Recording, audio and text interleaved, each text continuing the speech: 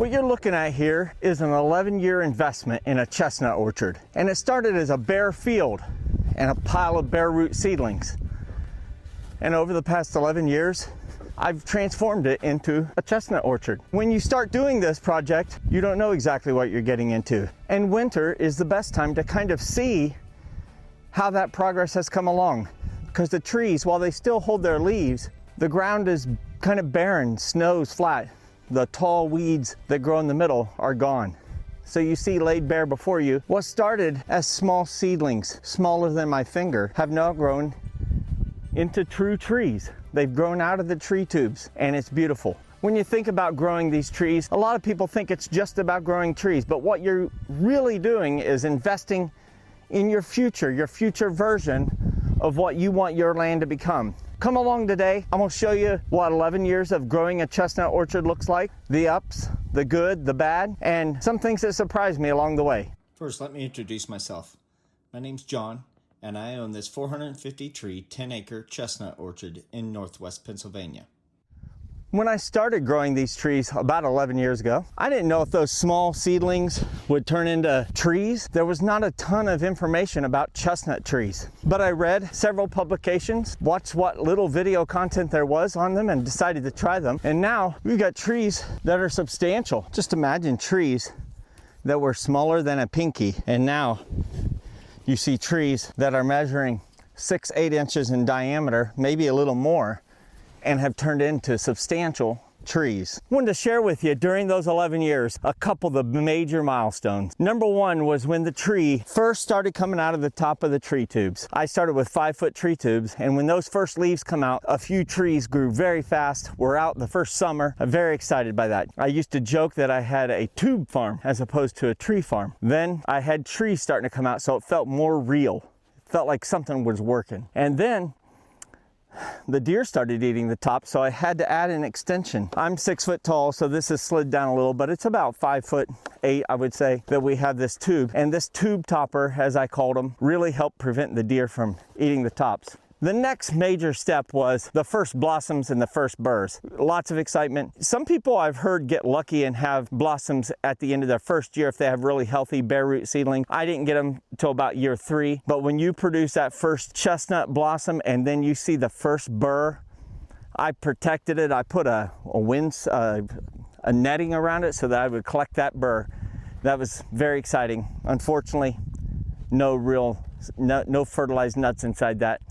But the very next year, about year 4, was my very first fertilized chestnuts. And let me tell you, growing your own product, after hearing about chestnuts maybe taking much longer, I was very excited to get those first chestnuts. Another great thing that occurred was when I was able to graduate the first tree from the tubes.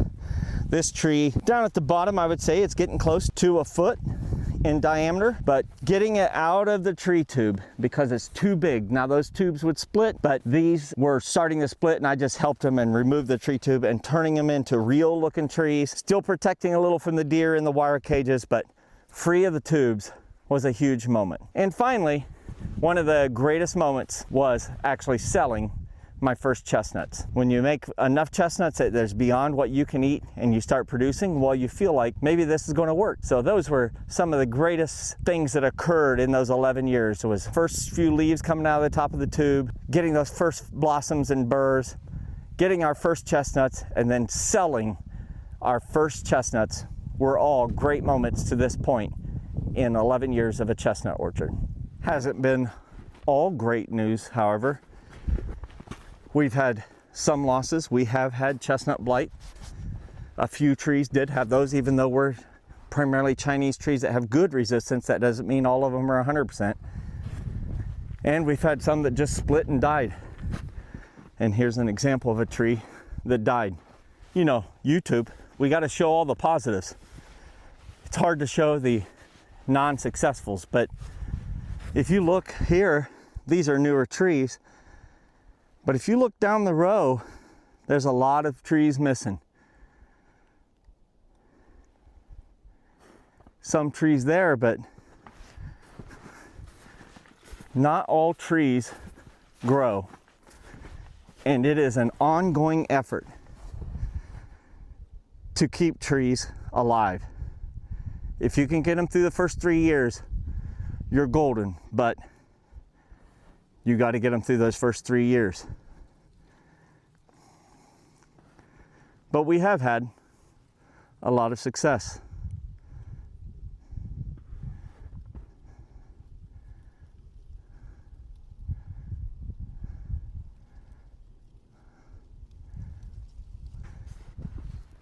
Other problems is these trees are a member of the Fagaceae family, same as Fagaceae, same as oaks and beech. They hold their leaves through the winter. And if you get an ice storm or snow, heavy snow early, God prunes your trees for you. And that hurts because that's a lot of production that would have happened this year. And it makes your trees lopsided, but it all works out in the end. Lessons learned and things that I found were really helpful early on was you've got to protect your trees. You cannot just plant them and hope something won't eat them. Something will eat them, guaranteed. Here, the big problems were deer and voles. Voles will just go right into the grass around your tree and they will eat the roots. They'll have a hole and your tree will go to sleep and it will not wake up. And you can prevent that with several ways we've talked about before, but that surprised me how much protecting the tree mattered. Another thing that really was very helpful early was fertilizing. Fertilizing early was helpful. And we've talked about fertilizing long-term and whether or not that's helpful. That's a topic for another day, but fertilizing early to get my trees above the deer browsing height. It's a different logging term than the diameter at breast height, DBH, deer browse height. It's a chestnut specific term. But what surprised me was I don't think the tube type really mattered, other than to me, if it was cheaper, it was better. It has to have some holes for aeration. If it's just a solid tube, probably not good, but I initially used planter tree tubes. I moved on to Tree Pro Miracle tubes. All of them have performed excellently, and we're 11 years in. The tubes are still working great, and they do both split when the tree grows. So surprising to me that the tree tubes, it didn't really matter which variety. I really hemmed and hawed about it, and ultimately I think you can save money and buy the cheapest one out there for your needs. Another thing that surprised me was the tree death rate. I didn't anticipate that up to a third of the trees would die, and that may be just specific to where I'm at and also specific to how I planted. I didn't clean an area out or put a landscape fabric or rock down or spray around the trees, and that may have contributed to voles wanting to eat the roots and then eating the tree roots.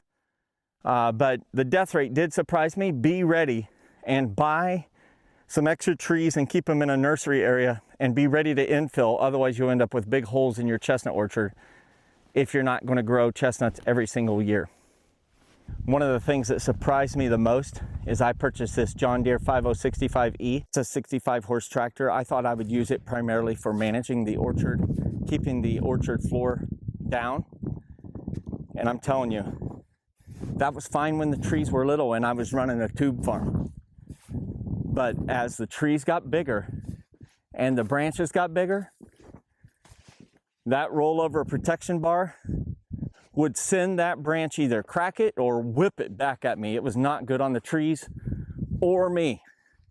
And one of the best things I ever did was several of you viewers recommended I get a zero turn, and I love the zero turn in the orchard. I honestly believe at almost any scale, unless you're doing 100 acres, and maybe even then, a zero turn lawn tractor is hands down the quickest, most efficient way of maintaining an orchard floor, unless you just decide to spray. So we've talked about things that mattered early on: fertilizing, protecting the trees from pests, replanting those that died. But as I walk through a newer portion of the orchard, this part on 15-foot spacing, as opposed to the older part, which is on 30-foot spacing, so that I can boost production, we're going to be covering all sorts of things as the time goes on here, such as how to spray to control for pests if we choose to do that, or otherwise do natural ways of controlling pests by controlling the orchard floor, doing some heat treatments of the nuts as we harvest them. But I'm grateful as I look on these trees. It's a sense of satisfaction that these trees were seeds that I put into cold stratification in a refrigerator in my basement, started them in my basement, and then planted them here, and now they're turning into full-on trees. It's a very gratifying thing to watch and experience. And I'm not building this just for me. This is building for my future self, for those who follow after me. I look at ownership of land more as management. It's been given to me. I've been blessed by God to have it for now, and I'm managing it and trying to turn it into something that is beautiful and functional and helps humans and animals alike.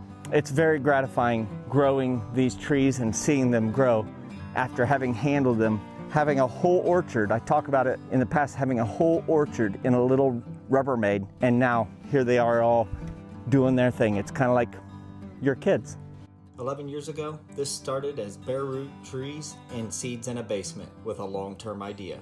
Today it's a growing orchard. We've got a lot of lessons learned and proof that small work done consistently over time really does add up. It's still a long way to go, but that's part of the process. You're never really finished improving land like this. Thanks for following along and being part of the journey. If you'd like to see where the orchard goes next, make sure you're subscribed. And remember, if you're not out there growing, you're dying. See you in the next video.